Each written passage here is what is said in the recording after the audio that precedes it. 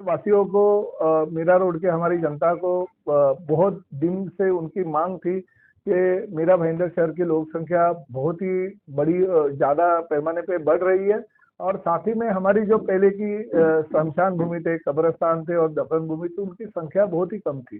साथ ही में हमारे लिंगायत समाज के लोगों के लिए अंत्यविधि के लिए जगह नहीं थे। हमारे धर्म गुरु जो जैन समाज के, उनके लिए स्पेशल जगह लगती है, वो भी नहीं थी। हमारे घर में जो पालने वाले जो हमारे डॉग्स लवर रहते हैं या कैट लवर रहते हैं, उनके लिए भी अंत्यविधि के लिए जगह कहीं पे भी उपलब्ध नहीं थी। तो ये पिछले एक डेढ़ साल से मैं हमारी सरकार आने के बाद राज्य शासन के पीछे लगा था।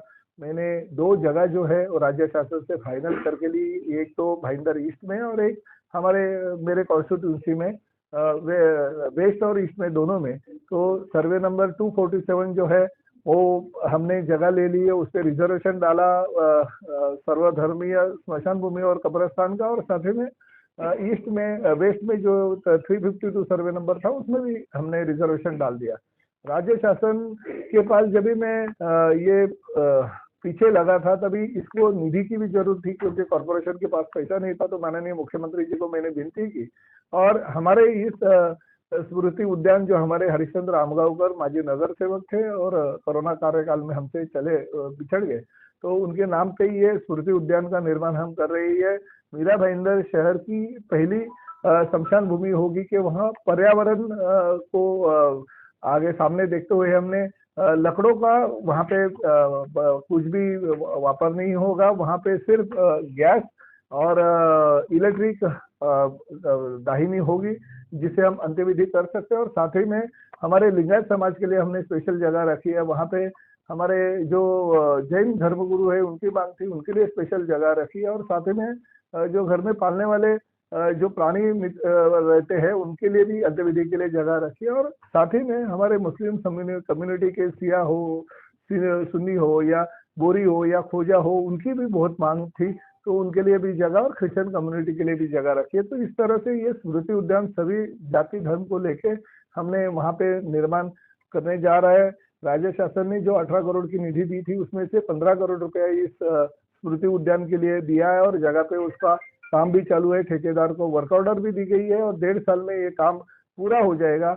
और 352 जो सर्वे नंबर है उसमें भी 12.5 एकड़ की वो जमीन है, उसके ऊपर कंपाउंड हॉल और गेट बनाने के लिए हमने 3 करोड़ की राशि का प्रबंध कर दिया। और भविष्य में जो भी खर्चा उसके लिए होगा वो खर्चा भी राज्य शासन के माध्यम से हम करेंगे। तो ये मीरा भाईंदर शहर का पहला ऐसा पर्यावरण पूरक हम स्मृति उद्यान बनाने जा रहे हैं जहाँ पे पार्किंग की व्यवस्था होगी, उद्यान का निर्माण होगा।